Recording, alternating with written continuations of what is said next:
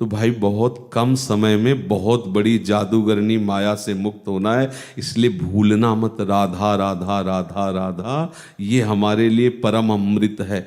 मंत्र याद रहे ना रहे, शरणागत मंत्र निज मंत्र, तो राधा राधा तो याद है ना। ये उस समय की बात कह रहे हैं जब आप सम्मोहित हो रहे हो। कब सम्मोहित हो रहे हो? हर समय होते रहते हो। देखो ना, कोई वस्तु आई, चिंतन, ये अंदर की बातें हैं। आरती हो रही है, वो अंदर वो सम्मोहित कर रही कि पूरी आरती में तुम्हारी एकाग्रता नहीं रहने, देख लो अंदर से वो कोई वस्तु, कोई व्यक्ति, कोई स्थान पेश करेगी। अब आरती हो रही है और गा भी रहे हो बनी श्री राधा मोहन की जोरी, और वो अंदर कुछ बना रही है, अंदर माया रचना, वो अंदर ही बैठे बैठे आपको एकाग्र नहीं होने देगी, आपको उसमें तन्मय नहीं हो, साइड में वो प्रलोभन। अब उस प्रलोभन से बचना है तुम। ये अंदर की बातें हैं, बाहर तो है ही है, अंदर भी उसकी दुकान लगी है। ब्रजवासी की दुकान की मिठाई अलग, मन की दुकान की मिठाई अलग, वो तो बाद में आएगी, पहले वही आती है मन की। मन गुलाब जामुन, काला वाला की वो लाल गुलाब वाला। अब वो चिंतन ये पहले पेश कर रहा है, अब हो रहा है इधर प्रभु का भजन साधन, जो भी वो अंदर अंदर किसी न किसी विषय का, किसी न किसी घटना का, बस इसी को मारना है, इसी को मिटाना है। वो वही मिटा सकता है जो राधा राधा राधा राधा राधा।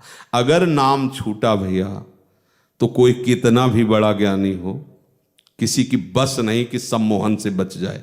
वस्तु, व्यक्ति, स्थान, सबका अपना प्रभाव है, एक एक वस्तु का प्रभाव है, एक एक वस्तु का। जब कभी ऐसी चिंतन वृत्ति आती तब दिखाई देता सब आकर्षित है किसी न किसी वस्तु में, घटना में, स्थान में, पद में, प्रतिष्ठा में, वो सब आकर्षित हैं। कोई बिरला ऐसा है जो हर आकर्षण से वृत्ति हटाकर कृष्ण में आकर्षित है। जैसे श्री अम्बरीश जी, सावई मनः कृष्ण पधार, उधो मन न भये 10-20, अब एक हो तो सो गयो श्याम पे। ये नहीं तो अभी तो अंदर ही अंदर सब चलता रहता है। तो भाई विचार पूर्वक कुसंग से बचते हुए बहुत कम समय, ये मत सोचो कि कोई लाभ है, ये कोई हम मौज मस्ती करेंगे, हम यहाँ आनंद लोगे तुम। अरे जादू नगरी है। एक राजा ने अपनी पूरी प्रजा को बुलाया और कहा कि आज हम बहुत प्रसन्न हैं, इसलिए तुम सबको एक महान उपहार देना चाहते हैं, अपना राजपद। सब लालायित हुए, बोले पर हम देंगे तभी जब यहां से सब जाइए और अमुक स्थान तक जाओ, और वहां से फिर सूर्य अस्त होते होते हमारे पास आ जाओ।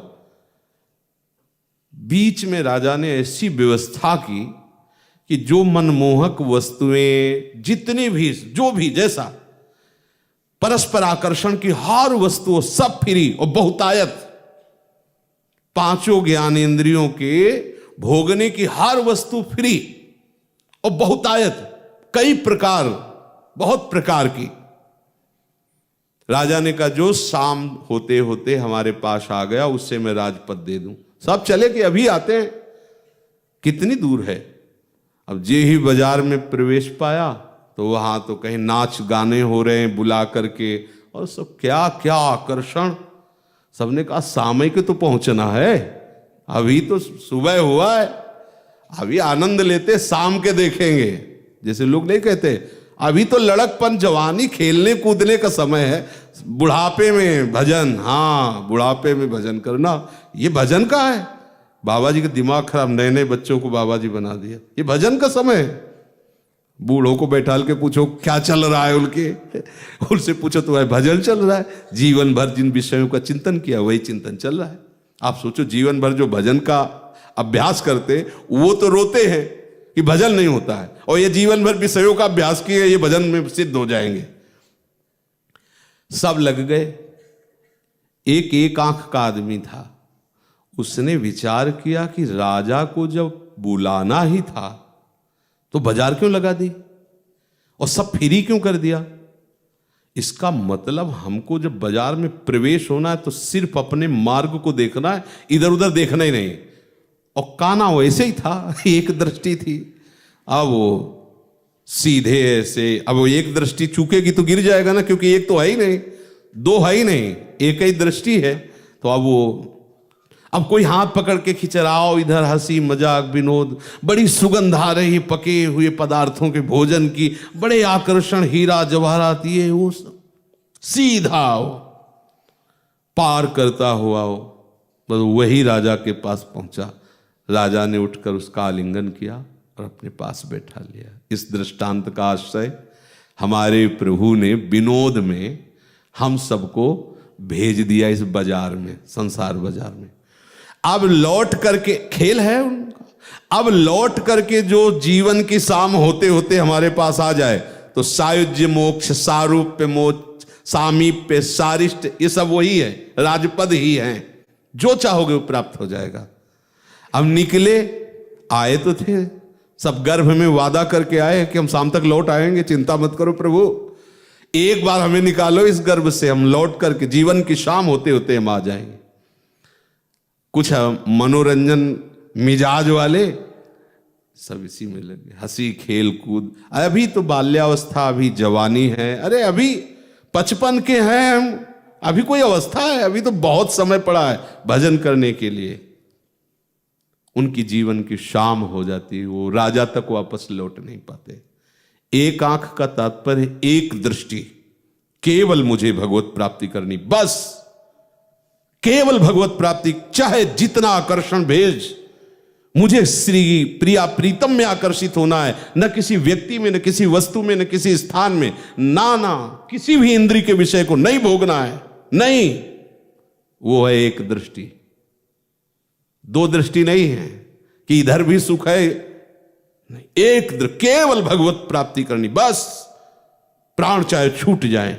नारायण अति कठिन है हरि मिलन की बाट, या में पग पीछे धरे प्रथम शीश दे काट, वही शीश काटने का मतलब बस मुझे प्रभु चाहिए। अब वो बड़े आकर्षण होंगे, उससे भी तो होंगे आकर्षण, पर वो किसी को भी स्वीकार न करे। है सब कुछ, वे थोड़ी कि बाजार को तोप से उड़वा देगा, ऐसा नहीं है। सब कुछ है पर स्वीकृति नहीं है, अंदर से स्वीकृति है अपने लक्ष्य की, मुझे प्रियालाल चाहिए। और वो जीवन की शाम होते होते अपने राजा के पास पहुंचेगा। हमारे राजा रानी गौर श्याम है, और हमारी जीवन की शाम है इस शरीर का अंत होते होते हम प्रियालाल के चरणों में समर्पित हो जाएं। ये जीवन का रहस्य है, नहीं ये बाजार में फंस गए हम है। और कबीरदास जी ने कहा है कि माया महा ठगनी में जाने, ऐसा नहीं कहा है। और रमैया की दुल्हन लूटे बाजार, हाँ बहुत अच्छे ढंग से गाया कबीरदास जी, बड़े मतलब आनंद मगन फक्कड़ महात्मा थे। वो कहते रमैया की दुल्हन लूटे, दुल्हन किसकी है? रमैया की, अर्थात प्रभु की। लूटे बाजार खुले, रमैया की दुल्हन, ब्रह्मा का लूटी, शंकर का लूटी, ऐसे नारद जी के उदर बिदार, रमैया की दुल्हन लूटे। नारद बड़े बड़े महापुरुष, ये सब भगवान को प्राप्त भगवत स्वरूप है, लेकिन उन्होंने लीला करके दिखाया कि कहीं अभिमान मत कर लेना, भगवान की ऐसी दुरंत माया है। तो सत्संग और कुसंग से बचना और निरंतर भगवत स्मृति में रहना।